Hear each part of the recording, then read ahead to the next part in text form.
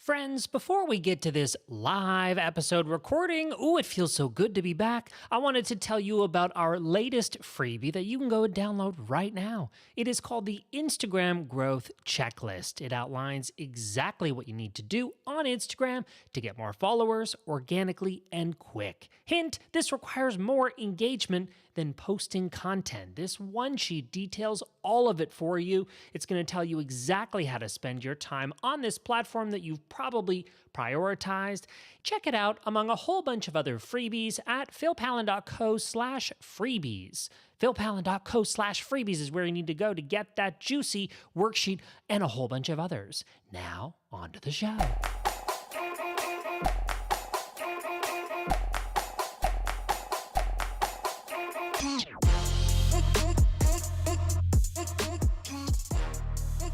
Oh, hello, we are live. Oh my God, it feels so good to be back. This is our first official episode of Brand Therapy after what I would call a fairly extended hiatus. Would you call it that, Lauren Moore?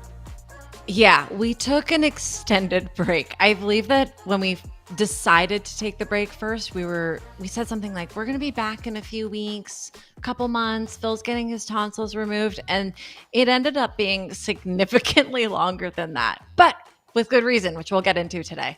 Yes, to celebrate this, the fact that we're back and we'll be here each week, unless there's a holiday, but to celebrate the fact that we are back, we are live today, so we are streaming on YouTube, we're streaming on LinkedIn, pretty much everywhere that can be streamed, we are there, and obviously the audio is available for our listeners. So we do have some visuals to work with today, which means we'll probably talk out anything that we put on screen, so don't worry, if you can't see, you can just hear.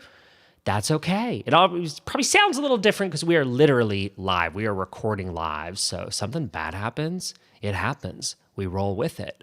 I'm just happy to be back doing this. And I think a break was certainly needed, though, I have to say. We reached this point where we just needed to rest and recharge. Let's call it that. Yes. And after 175 episodes, I was personally feeling a little creatively depleted. We were going through the motions. Every episode was starting to feel not boring, but a little repetitive. And so I think that taking that break allowed us to create a system that is really going to reinvigorate the way that we do brand therapy. Absolutely. We're back. We're recharged with new energy. I feel like this conversation, we should actually talk about that in specific, since we talk about branding, we talk about marketing, we talk about social media routinely.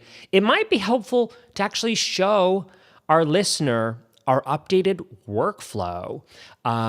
Since we last spoke, I've been on stages. I was in the UK speaking about Pinterest. I actually put up a slide on stage at that conference by Janet Murray that showed the importance of podcasting. In fact, I'm going to put that slide up for those of you that can see the broadcast today. We're live. This is what our content workflow looks like. And don't worry, listeners, we're going to talk it out. Podcasting for us is hugely important, even if no one listens to our podcast. And we're happy you do listen. We're happy to have you along for the journey. It's been over 175 episodes, and we'll continue cranking them out. For us, podcasting is so valuable in terms of what this conversation does to feed to so many other places that we show up online. Yes. So our podcast is really step one of our content creation process. It is our long form piece of content, and it's where we really get the information and the framework to create smaller pieces of content from that. So before, we used to alternate with a guest episode and then a solo episode between Phil and me. Now it's anything goes. We're letting the topic of conversation guide the episode. If there's a topic that we want to discuss and there happens to be an expert that we'd like to speak on that, they'll come on. And if not, it's going to be Phil and me just going through that topic to make sure that we can really provide the best exploration possible for our listeners. After Absolutely. the podcast, these are the downsides of doing things live. We can't have our editor edit out when I interrupt you like that. I'm so sorry, Phil. Continue to the next page. No. All I was going to say was even just having on our calendar the time like we do right now to record this, it gives us, even before it shows up other places online, the podcast, the fact that we have to be accountable to creating content that we share with our audience, it forces us to make time in our busy schedule. It is busy. We have how many clients right now? Over 30? Yeah, mid 30s. Mid 30s is a lot of clients. So Yeah. it's not like we're sitting around twiddling our thumbs going, what should we do now? We really only have time that can be used very intentionally, unless we want to go crazy. We like to get a full night's sleep. We both like to work out when we can. You know, I'm doing this new meal plan thing. I'm sure I'll talk about that later, where I'm doing lots of protein. It takes some time to make my meals.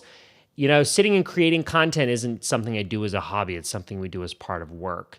And that's, I guess, the point I'm trying to show here is that for us, podcasting and being accountable to that is really what warrants the two of us getting together and riffing and brainstorming and coming up with ideas that then feeds into everything else. I just wanted to add that. Yes. So then after our podcast is recorded, we transcribe the episode and that becomes a blog post. Now, we are exploring some AI tools, which I'm sure we'll be talking about in future episodes. But for now, it's little old me refining the transcript to create and formulate a blog. And that's part of why creating a structure for your podcast is so important. We don't really freestyle as much as you'd think in our podcast episodes. We do behind the scenes guide the questions and guide the discussion, knowing that eventually it is going to be transcribed and read in a blog post. So it needs to have a bit of structure to it, which we follow. So we start with the podcast, which is around half an hour. By the way, you didn't add this, but you take excellent notes during that conversation, notes that include the questions that we ask, bullet points of the answers that the guest provides, or that, that we, conclusions we come up with within our conversation. And then that, right now, we're experimenting with a variety of AI tools to do this quicker. What is it? GPT. I never know if it's PT or BT. GPT. It's super cool. Yes. Super cool. I also, we've tried other tools like AnyWord, Copy.ai, Jasper. We'll have some recommendations coming up for you later in some later episodes once I decide which one is my favorite. So that helps us write a blog post. Lauren writes the blog post because I don't like to write. It's true. I don't like to write. What I do then, I do like to create videos. So from that blog post, I'm able to then turn it into a YouTube script. And sometimes it takes a little bit of reshuffling, repositioning, right? Normally what I'll do is I'll hop over to YouTube and I'll actually start with a keyword related to what that interview was about or what that episode was about. And I'll see what are the first 5 results. And then I click enter. And then I see before I scroll on the page, I see what the top performing videos are on that topic. Finally, then I'll use TubeBuddy, which is my favorite tool for YouTube. They have a keyword explorer, and I'll type that keyword into the keyword explorer. This is a paid tool. It's really inexpensive. Highly recommended if you're thinking about creating content for YouTube.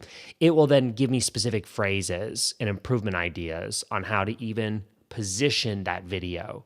The beauty is it might take a little bit of workshopping to land on the video topic, but the content has pretty much already been written in the conversation that we've already had. I'll reformat it, right? YouTube has a video has an intro. I normally have between 3 and 5 points that I want to make with some stories sprinkled in and then a strong call to action at the end. But by having a podcast episode first and then a blog, it takes me half the time than it would, sometimes less than half the time that it would, than if I had to write a script from scratch. The next stage are posts. Now, Phil, it's really cool. Recently, you've been creating shorter videos from your YouTube videos that show up in the form of YouTube shorts and Instagram Reels. Yep, yeah, exactly. Awesome. Yep. But I know that you also do turn those into written posts too, like carousels or even captions accompanying just a photo on Instagram. So basically, you take the full video and you chop it up and you grab some extra notes from the blog if needed, and then your content has basically written itself. It's literally written itself. If we are connected on Instagram, which if we're not, we should be, you'll know that one of my styles of posts is just a gray background with text. Gray background with text, no fancy photos.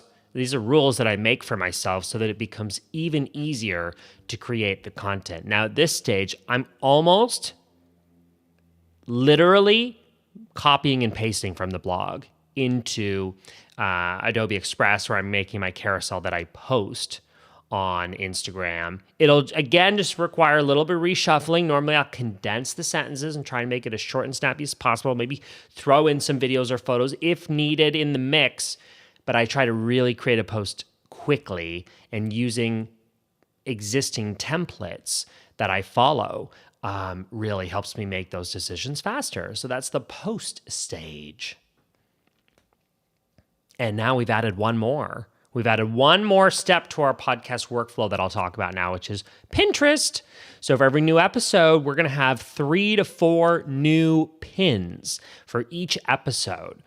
And you know what? I speak about Pinterest at conferences. I get tons of impressions on my account by doing very little.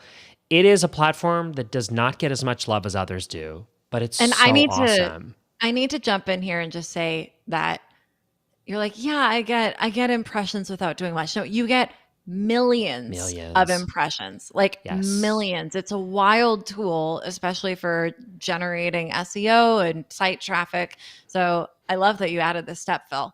I'm happy we added it because it's really easy to create when you have pre-existing templates. We're going to dive into this in more detail in this in the coming episodes. I'll actually be able to give you some free templates to get started on Pinterest if you're not there. If you already are there, well, the name of the game here is to create templates for yourself so that you can create quicker.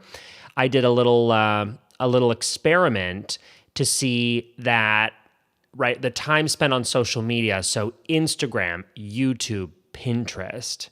I spend a decent amount of time on Instagram. I spend a lot of time on my YouTube content to reach about the same audience on Instagram. And on Pinterest, I maybe spend an hour a month, maybe less. Sometimes it's 15 minutes a month. And that's actually where I reach the most number of people.